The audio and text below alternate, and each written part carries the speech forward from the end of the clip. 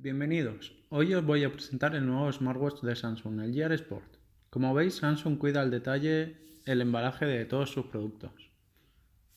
Dentro del paquete encontraremos el smartwatch, el librillo de inicio rápido y la garantía, el cargador,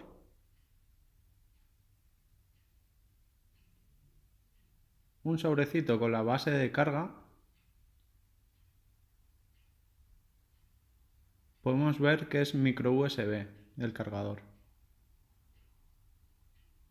Y justo al fondo del todo, que no se os olvide, tenemos una segunda correa para poder cambiarla y que se adapte a todas las muñecas.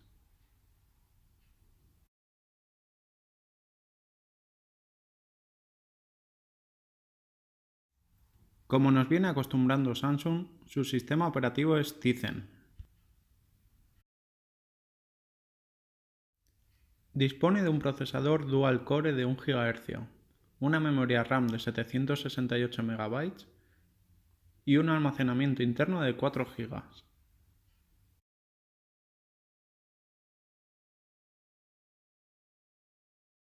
Su tamaño está muy cuidado para no resultar excesivo.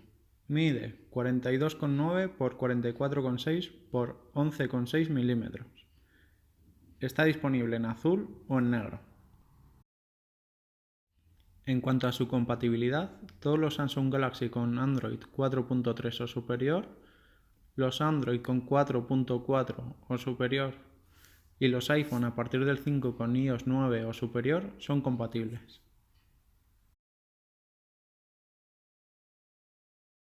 Cuenta con Bluetooth 4.2, Wi-Fi B, G y N, NFC, GPS, GLONASS y Beidou. Su pantalla Super AMOLED de 1,2 pulgadas circular destaca por su resolución de 360 x 360 o lo que es lo mismo 302 píxeles por pulgada.